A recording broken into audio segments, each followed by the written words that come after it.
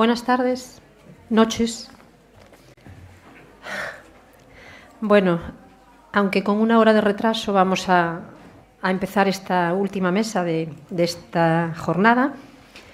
Y les voy a presentar brevemente. Tengo a mi izquierda a don Enrique Pazo, del Centro Integrado de Formación Profesional de Ferrolterra.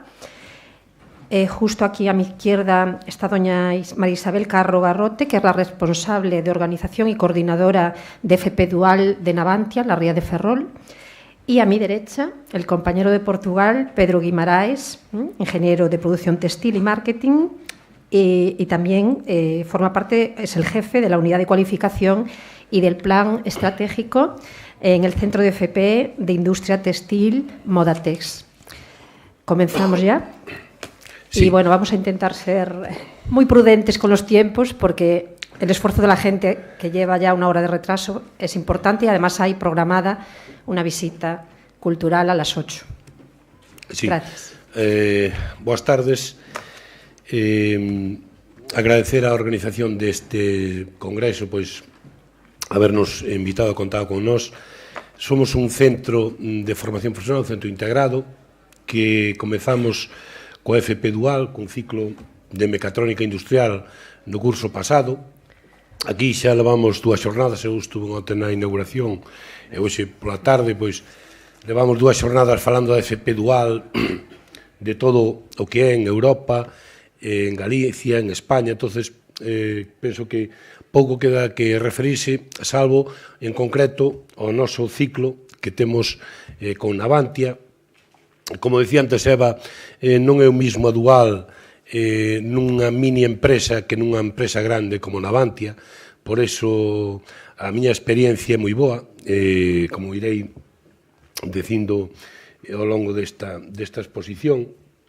É un ciclo que temos de mecatrónica da familia de instalación e mantemento, donde son alumnos que van a configurar dentro da empresa, ben en Navantia, ben nas auxiliares de toda a comarca de Ferrol, porque, como sabedes, pois, ali naquela punta ao noroeste de España, pois, o que é Ferrol, no 80% depende de Navantia, é dicir, todo está enfocado á industria naval. Entonces, son alumnos que van a optimizar, a planificar todo o que é o sistema de montaxe e mantemento nunha industria. Os ámbitos que traballa, pois, indudablemente, en todo o sector productivo de calquera empresa, no mantemento e no diseño, incluso, pois, desa maquinaria. As ocupacións que desempeña, ese é o que di o currículo, o propio currículo do ciclo, que sería técnico en planificación, programación e procesos de mantemento de maquinaria industrial, xefe de equipo, mantemento da maquinaria industrial. Nós somos un centro, o CIFP Ferrolterra, pois cun número de alumnos bastante importante, é dicir, todos os anos pasamos de 1000 alumnos.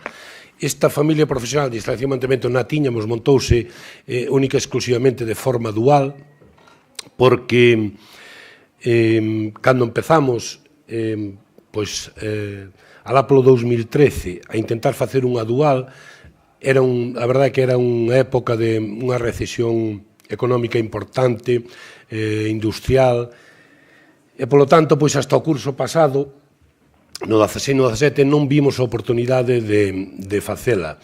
En ese momento nos pensábamos pois que, tal e como era Navantia, pois un ciclo superior de construcción metálica, de soldadura, que son familias que temos no centro, igual encaixaban perfectamente, pero Navantia dicíanos que a figura do electromecánico, como se chamaba antigamente, pois que era algo que demandaban máis, é dicir, con mellor soldadores era máis fácil encontralos, pero esta figura do electromecánico que era máis complicado encontralo e formalo. Por lo tanto, tiramos da dual para facer esta ensinanza. No noso centro é unha FP dual a 3 anos, como se comentou xa aquí en varios ciclos que hai por Galicia. Neses 3 anos, un total de 4.600 horas no centro están os 4 primeiros meses de cada ano, dando pois a formación desos módulos que despois van a facer na empresa. Durante de setembro a principios de febreiro están no centro e os 8 meses restantes pois están en Navantia. O sistema tamén é de bolsa, é dicir, salvo un ciclo en Galicia, todos son bolsa, becados, paga a empresa, tanto a bolsa como a Seguridade Social. A ventaxa desto, porque antes aí fixeronse preguntas, a ventaxa desto é que o traballador non adquire, digamos, competencia na empresa para que depois teña que haber un despido. Ao ser por bolsa non ten ningunha atadura ca empresa. Ao ser por contrato sí tería xa unha atadura ca empresa. Esa é a principal diferencia, porque eles máis ou menos van a cobrar o mesmo. Na actualidade, isto quero recalcar porque temos 2 cursos. En Galicia, hasta ahora, facían un primeiro, un segundo e incluso un terceiro, e despois empezaban por outro primeiro. Neste caso, nós temos ao mesmo tempo un primeiro e un segundo. Quer dicir que saleu, depois confirmaramo Maribel, que é a que leva isto en Navantia, pero foi tan boa experiencia co primeiro curso que xa montamos outro primeiro este ano. Entón, por tanto, agora temos ali un primeiro e un segundo e intentaremos que no futuro teñamos un primeiro, un segundo e un terceiro de 45 personas, pois sempre en Navantia, e que, se isto non retrocede, pois encontren traballo ben en Navantia ou ben na empresa auxiliar de toda a comarca. O primeiro ano empezamos con 12, como a experiencia foi boa, este ano xa foron 15 en primeiro. No centro están os 4 primeiros meses, como vos decía. Despois veremos nunha enquisa que se fixo, que ao principio, como era un ciclo que empezaba por primeira vez o curso pasado, pois os talleres, que agora están montados, ainda que o local era novo, pois tardouse un tempo en chegar a maquinaria, montar aula, taller e laboratorio. Este curso sí que xa o temos funcionando plenamente. En Navantia están os últimos 8 meses, que despois, xa digo, xa Maribel nos falará como fan ali, que son 1.884 horas cada curso. En Ferrol, non sei se noutras partes de Galicia, pero en Ferrol, esta dual veunos a levar a un regreso ao pasado, é dicir, en Navantia, alá polo ano 1915 había unha escola de aprendices que empezou por esa época. Cando eu fun coa idea dual a Navantia, estaba o director, estaba Maribel, José Manuel, que aquí me acompañan, e a primeira palabra que me dixeron cando expliquei que era a dual, esa era a escola de aprendices que tiñamos antigamente. Entón, pois, quizás a idea entrou por volver á escola de aprendices, que era o que facían xa desde o 1915, que é o fundamental. Eu creo que o alumno aprender mentras traballa, ver que o traballo que fai é real, e non é unha maqueta que vai estar ali, dá igual que funcione ou non funcione, porque máis ou menos vais a montar outra vez. Isto non, isto van a traballar en material, en pezas, en motores, digamos, reales, donde ten que haber un funcionamento posterior. Por eso digo que é un regreso ao pasado, porque son outros tempos, outras tecnoloxías, medios distintos, pero as mesmas formas de aprendizaxe, donde os alumnos estudaban mentras traballaban e tiñan unha remuneración económica igual que pasa hoxe en día coa dual. No CEIF de Ferrolterra comezou alá polos anos 40, chamábase maestría, noutro lugar, noutro sitio, pero sempre dedicado á formación profesional. Entón, o sector naval antes había empresas particulares, había dúas, digamos, importantes. Bazán, que era o que é hoxe en día Navantia, que aglutinou a Stano tamén, pero había Bazán e Stano. Pois profesores destes dous asteleiros daban ou traballaban nestas empresas e despois viñan dar clase a maestría. Así empezou, pois, as primeiras profesións que houve ali no Centro de Formación Profesional que somos hoxe o Ferrolterra. Polo tanto, volvemos ao pasado tamén, porque hoxe en día os nosos profesores, mínimo unha vez a semana, pois están indo a Navantia para facer o seguimento xunto cos titores de Navantia.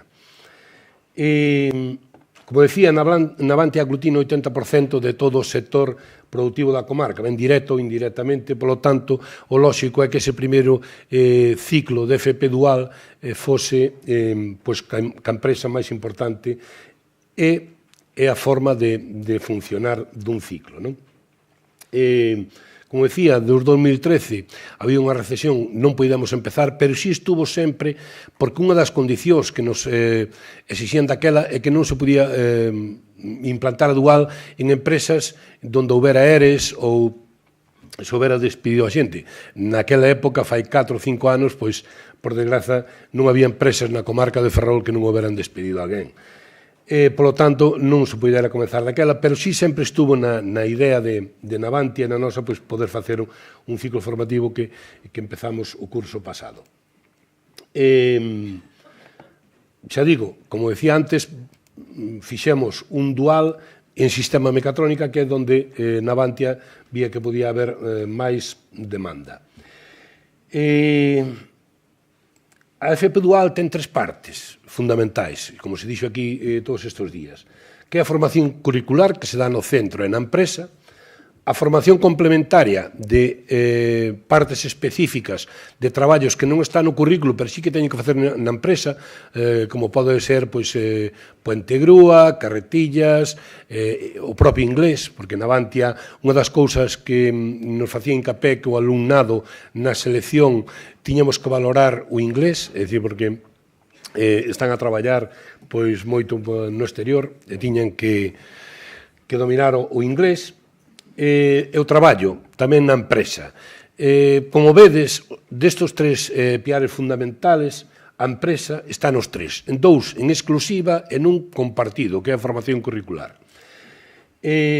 As avantaxas para os alumnos están moi claras.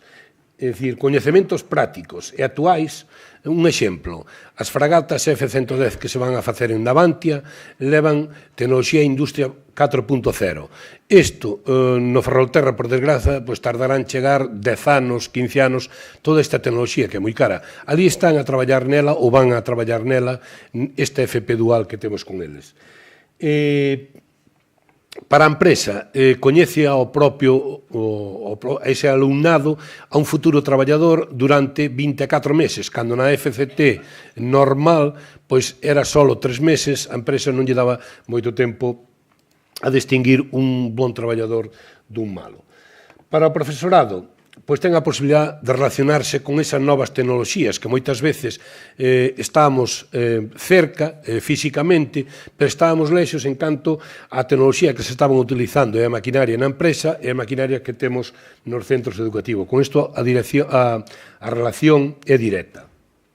En consecuencia, decía antes Eva, nunha empresa grande, a FP Dual en un ciclo superior está condenada ao éxito, non pode ser de outra maneira, porque a selección xa é un alumnado maduro, un alumnado xa con coñecementos anteriores que vai a adquirir máis fácil. É unha empresa grande, como explicará despois Maribel, pois tamén ten un seguimento que ao mellor nunha empresa pequena pois non pode haber dese alumnado. E xa para rematar, o ano pasado, alá polo mes de abril, fixe unha enquisa, están aí os resultados donde o alumnado, o 80%, estaba contento no centro de todo o que pasara, pero un 20% dicía eso, que ao principio pois non había esa maquinaria, esas obras como dixen antes. Sin embargo, o 100% está encantado na empresa. É dicir, isto o que opinaba o ano pasado o alumnado. Bueno, datos de as ventaxas que ven eles con respecto a incorporación, sobre todo, á empresa, pois vai ser un paso moito máis doado, é dicir, non é un salto ao vacío, como moitas veces por esos 3 meses nas FDTs solo se dedican a mirar o que fai un empleado, agora non, agora eles traballan, polo tanto, o paso de estudiar a ser un profesional pois é moito máis doado para eles. E como xa fai un pouco que me mandaron terminar despois no tema de preguntas, pois ampliamos o que queirades. Deixo xa a Maribel.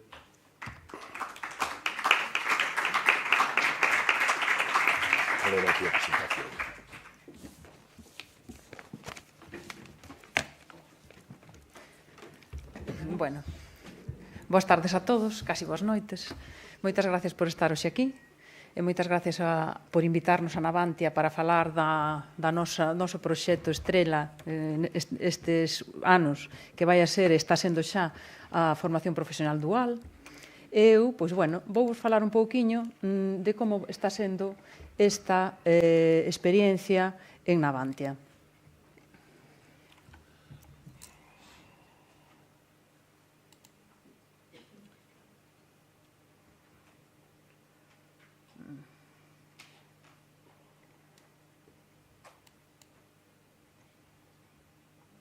Non ten para...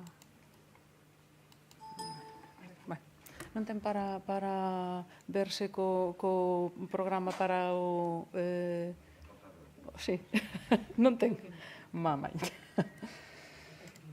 Pois sí, empezamos mal. Pero bueno, tratarei de facelo sin mirar as notas. Bueno, non é unha casualidade que, neste caso, Enrique Pazo, que é o director do Centro Integrado de Formación Profesional de Ferrolterra, fale da nosa Escola de Aprendices, da Escola de Aprendices do Hosteleiro. Porque, precisamente, a idea que eu teño é explicarvos cal era a necesidade, cal foi a necesidade histórica de formación para os traballadores do hosteleiro, que se fixo dunha determinada maneira ao longo do século pasado, e hoxe estábamos, pois, por unha serie de circunstancias, orfos desa maneira de formar, non?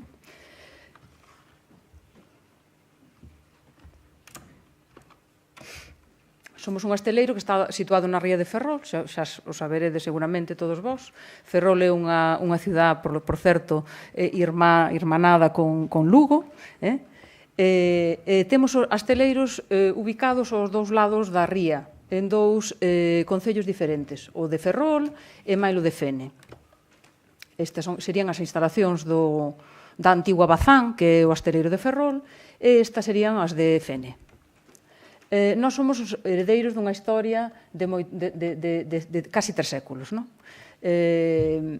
Fixemos barcos pois desde o ano 1726 e seguimos a facelos. E claro, a necesidade de formación dos operarios que traballaban no naval foi sempre asumida por a propia formación dentro da empresa, porque non era posible nesta época atopar en outros sectores xente formada para traballar nos diversos oficios. Os oficios eran moi variados, porque a construción dun buque pois implica técnicas moi diferentes, e ademais nós non nos dedicamos só á construción de buques, sino tamén á construción de turbinas e a outras reparacións e outras cousas, non? Entón, ao largo do tempo, sempre se fixo necesario esa formación dentro do propio hosteleiro. As fotografías dino todo, non? Somos unha historia moi longa de construir moitas cousas. Eu, sempre que vexo estas fotos, pois, non sei, nos damos conta de que parece que non vamos cambiando, pero cando botamos a vista atrás e vemos o que pasaba fai 100 anos, pois a verdade é que estamos cambiando, pero tamén temos que seguir agora cambiando, claro. Nós agora estamos inmersos nunha etapa de digitalización do hosteleiro. O que se fala tamén en outros sectores todo ao redor da industria 4.0, é o que nosotros pretendemos facer tamén co hosteleiro de Ferrol e de Fene. Este reto, que é un reto que nos vai permitir continuar no mercado ou non, é dicir, se o conseguimos, continuaremos, e se non, nos quedaremos, como se quedaron outros nesta historia de tantos anos, fora do mercado, e, polo tanto, é moi importante neste momento contar coa xente debidamente formada. E cando falamos de xente debidamente formada, non só son os enxeñeiros ou os técnicos de maior nivel, non? Sino tamén os operarios que van facerse cargo das propias obras, digamos, de maneira directa, non? Bueno, como vedes, esta foto además foi tomada, que é moi curioso, o 31 de dicembro do ano 1911, os nenos traballaron no esteleiro desde sempre. Cando falamos de aprendices dos anos 40, 50 hasta os anos 70, estamos falando de nenos de 14 anos que entraban a aprender un oficio desde os 14 anos hasta os 17.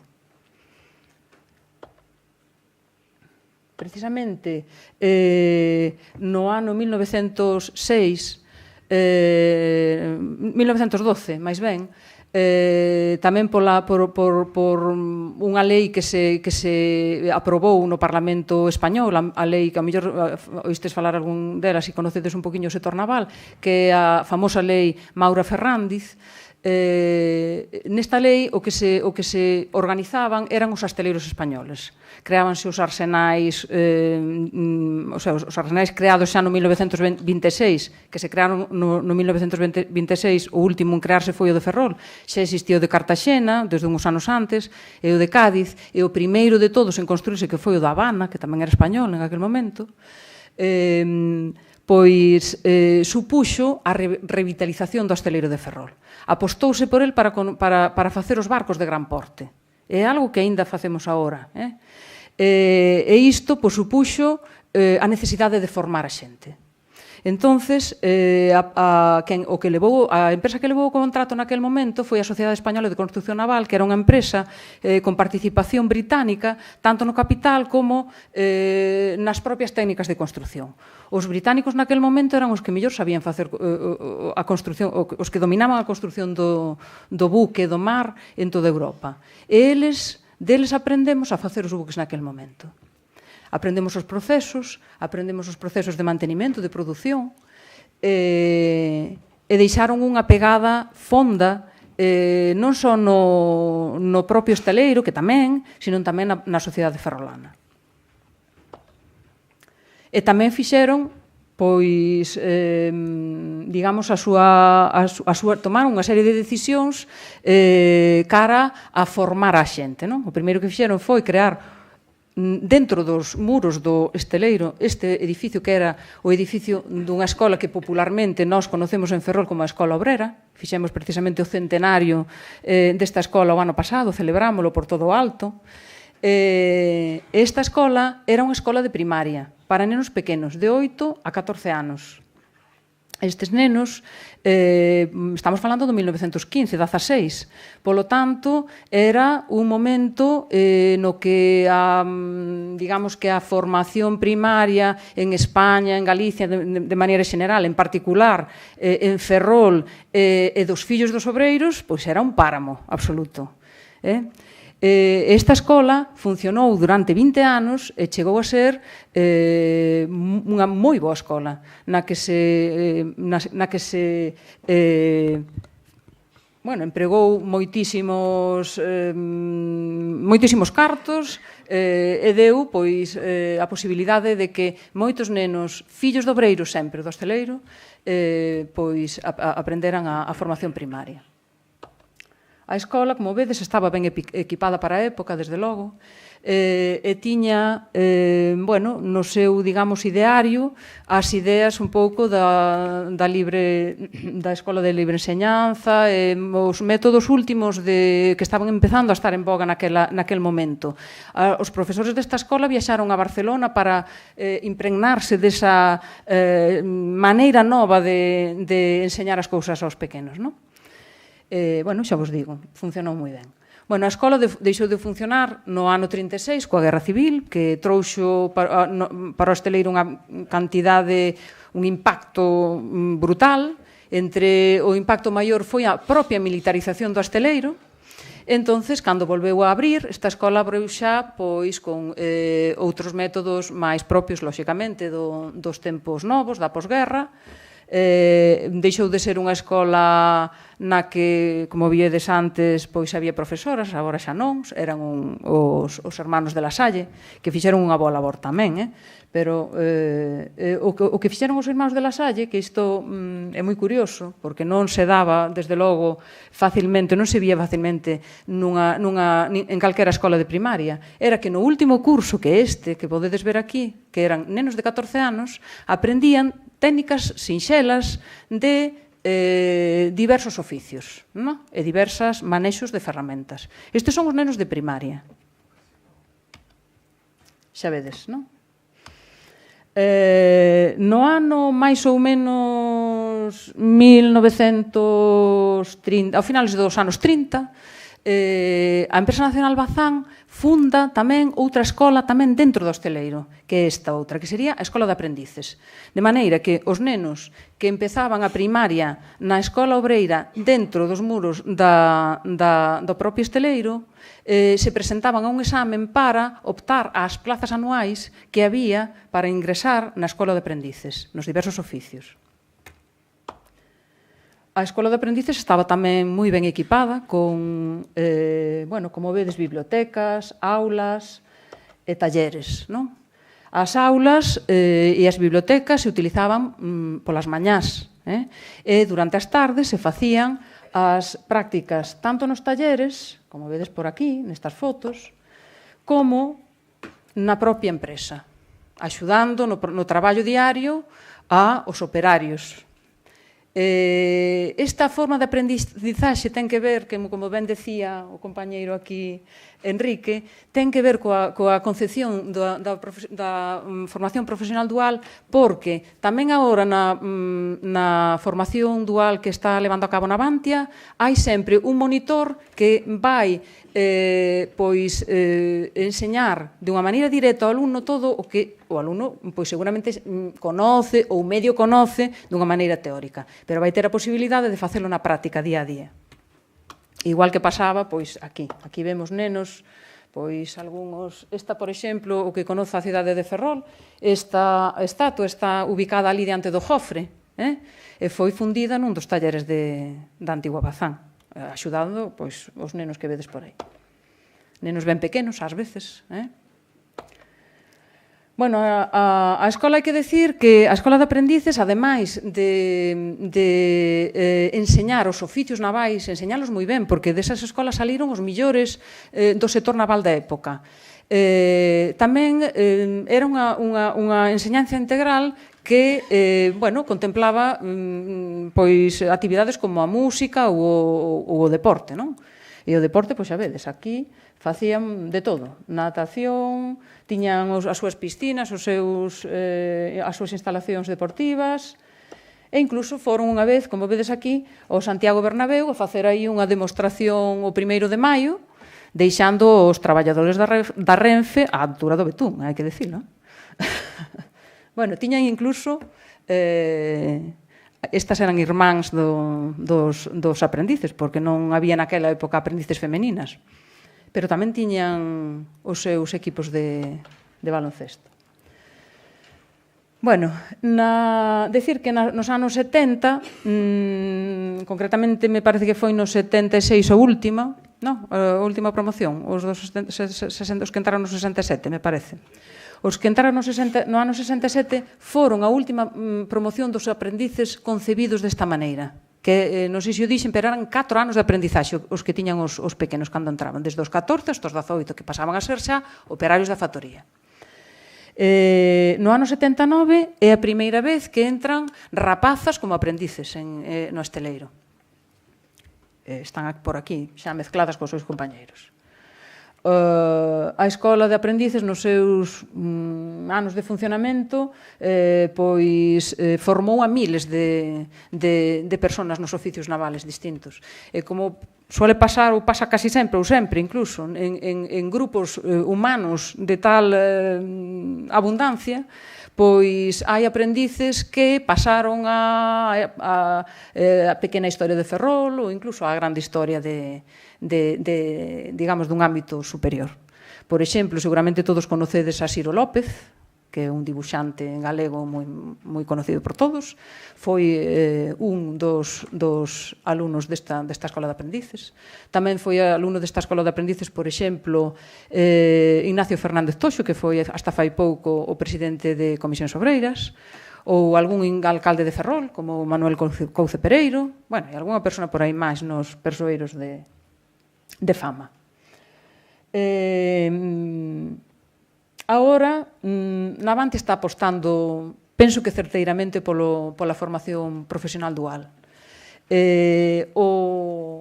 O que nos facíamos estes últimos anos, que non tiñamos xa aprendizaxe na empresa, o último ano de aprendizaxe na empresa que foi da modalidade de un ano solo, dun curso solo, foi no ano 91, e dende entón, cando iba entrando xente, o que vamos facendo é facer uns planes anuais de formación e un adestramento no posto de traballo.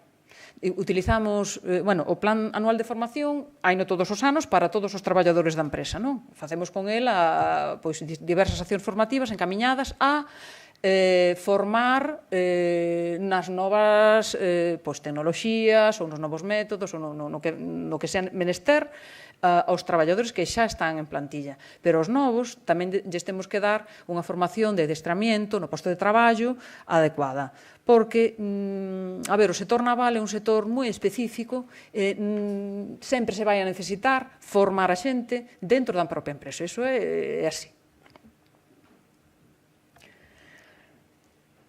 Xa sabedes, porque todos estes días estuvedes falando disto, que os procesos de ensino de formación profesional divídense en dous. O primeiro faise no propio centro de formación profesional, neste caso nós con o Centro Integrado de Formación Profesional Ferrolterra, e outros procesos de aprendizaxe en Navantia.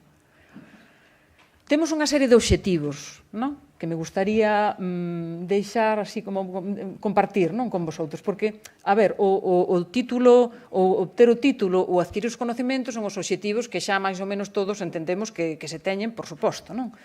Pero, sobre todo, temos eses obxectivos de a formación práctica, que eu penso que é algo no que coxeaba un pouquiño a formación profesional, non só a formación profesional, tamén as carreiras universitarias profesionales e técnicas. Non é só un mal da formación profesional, é un mal da enseñanza, seguramente, pois tamén a outros niveles en outros ámbitos, non? Queremos tamén que se aprendan os procesos, non só os coñecimentos propios das profesións entendidas da maneira tradicional, sino tamén os procesos de fábrica. Cando falamos de cousas como o cliente interno, os grupos multidisciplinares, todas estas cousas que agora están tan en voga e que son tan necesarias, pois ao final tamén son cousas que se aprenden. Un pode aprender a traballar solo, e facelo ben, ou pode aprender a traballar para, tendo en conta que o teu traballo vai estar destinado a outra persona e, polo tanto, telo que facilitar na medida do posible e conocer os procesos que hai ao redor del. Porque, ás veces, cando falla un proceso, que pasa nas empresas, pasa moitas veces, un traballador que de verdade os conoce é capaz, ao mellor, de tirar pa diante solucionando unha cousa que non é exactamente as técnicas tradicionales dos oficios do naval, por exemplo. Pode ser algo que teña que ver con algunha logística de material que se necesita, ou que ten que ver coa calidade, ou que ten que ver con algunha cousa, pois, digamos, que vinculada aos procesos en torno aos que se desarrollan os tradicionais oficios do naval, non? E queremos tamén, por suposto, facilitar a inserción laboral. Ojalá que fora na nosa empresa de Navantia, iso xa trascende o noso ámbito, desde logo, de Ferrol incluso, pero polo menos que sexa unha posibilidade, unha oportunidade para insertarse no sector naval. O status dos alumnos tamén penso que é un tema tamén visto todos estes días. O alumno de FP Dual, no caso de Navantia, a través dunha beca FEUGA, non hai relación contractual, dáse de alta o alumno na Seguridade Social e cobra unha bolsa de traballo. E a relación con Navantia é, desde logo, diariamente a través sempre do monitor ou dos monitores que se vayan ubicando en cada momento. O que Navantia ofrece aos aprendices, vamos a chamar aprendices ou alumnos, dá igual, son os espacios habituales de traballo para que se integren neles. As instalacións, o material, os monitores expertos é unha formación complementaria que é un pouco o que decía Enrique tamén. Neste ano o que fixemos foi cursos de inglés desde o principio, porque o noso cliente é internacional moitas veces, os planos ou as especificacións técnicas de moitos equipos que se van a introducir no barco están en inglés e, polo tanto, é algo que tamén hai que dominar. bueno, decíamos, traballos en alturas, elementos de elevación e transporte, inglés, cursos de gases, non sei se me queda algún, fixeron máis ou menos iso o que están a facer este ano. As 4 áreas máis importantes onde están levando a cabo as prácticas son a de electricidade electrónica, a área de mantenimento en diversos espacios, como talleres de fabricación de turbinas ou de rede de voz e datos, as máquinas no taller de equipo e traballos tamén a bordo de buque en construción e de buque en reparación, tanto buque militar como buque civil. Decir que esta máis ou menos é a distribución de horas que facemos, digo máis ou menos porque, por exemplo, de formación complementaria, penso que no segundo e no terceiro ano vamos a facer un pouquiño máis do que está previsto, pero iso máis ou menos é o que ven a ser a xornada destes rapaces durante o curso, non? De outubro a xaneiro están no centro educativo e de febreiro a setembro lles damos o mes de vacacións entre xulio e agosto, como a todo o resto da plantilla, pois esta será máis ou menos a ubicación que vayan ter. Nós agora, evidentemente, falamos da historia, me gustou, ademais, falar un pouco desta historia, porque estas fotos entrañables do século pasado gustan a todo o mundo. Iso é algo que xa temos un éxito asegurado enseñándoas aquí. Pero tamén para darnos conta de que esa formación interna que necesitábamos no século pasado, seguímola necesitando. De outra maneira, porque as necesidades son outras, pero seguímola necesitando. Ahora mismo, desde fai xa un par de décadas, a metodoloxía de construcción que utilizamos, xa me falta un minutiño nada máis, é a construcción integrada. Antes, a construcción dun buque era etapa a etapa. É dicir, hasta que se acababa totalmente a primeira etapa non empezábamos coa seguinte. Pero agora a metodoloxía integrada supón que diversos momentos produtivos, como poden ser o propio diseño ou a fabricación de módulos, bloques ou ensamblaxe, etc., pódense sobrepoñer uns a outros. Podemos estar diseñando a etapa final e xa traballando no ensamblaxe das primeiros módulos e das primeiras. Todo iso necesita dunha gran planificación, por suposto. Planificación de todo tipo. Planificación no diseño, planificación nos materiais, estrategia construtiva, todas estas cousas que os rapaces que están agora estudiando FP dual non teñen que ser o mellor uns especialistas nisto, pero sí que teñen que saber, que ser conocedores de que funcionamos así. Porque senón non van a ter, digamos, a min gustame sempre decir que o traballador ten que ter unha visión amplia do que está facendo. Non facer aquela tarefa sencilla pois estruturada e non conocer nada máis. Nós o que pretendemos precisamente con este aprendizaxe é que aprendan algo máis, que aprendan que todo isto é o que se fai e como se ten que facer ademais.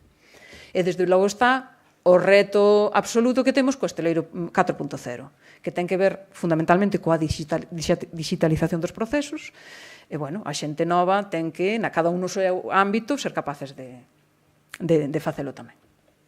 E, bueno, aquí está o noso primeiro grupo, de 12 rapaces, témolos aquí subidos a un barco, no que eles xa estuveron facendo algunhas tarefas, e, bueno, esperamos que eles están moi contentos, seino porque falo directamente con eles moitas veces, polas encuestas anónimas que nos cubren, e na empresa, pois, exactamente igual. É unha xente que estamos vendo que está poñendo unha ilusión tremenda, nos facía moita falta porque somos unha plantilla moi avellentada, necesitamos a xente xoven, a ver se nos deixan ir renovando desde logo a plantilla, é unha maneira seria desde logo con esta xente que estamos a formar.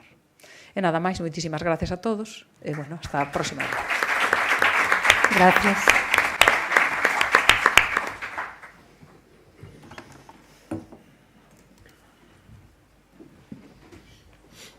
Gracias aos dous primeiros por ir cumprindo ben os tempos.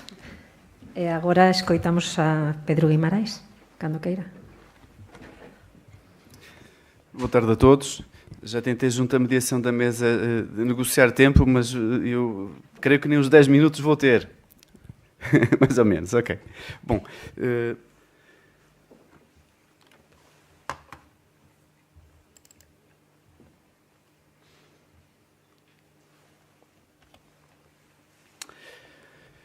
Represento nesta sessão o Modatex, Centro Nacional para o Efeito, e dessa forma vai-se fazendo a transferência de competências e a transição. Acontece que não estamos a conseguir, em Lousada e de uma forma geral por todas as regiões, dar início a cursos de aprendizagem pela falta clara de candidatos para constituir turmas. Lançam-se assim aqui aspectos críticos e de uma forma muito sumária daquilo que é a nossa experiência, a não atratividade do setor produtivo aos jovens, a não percepção sobre as profissões, a influência negativa das famílias e a percepção do sistema de aprendizagem como uma segunda escolha ou até como uma terceira, como referia o Dr. António Leite. Há grandes desígnios que se colocam para o regime da aprendizagem para se fazer a formação de jovens. A articulação entre o sistema de educação e o sistema de ensino.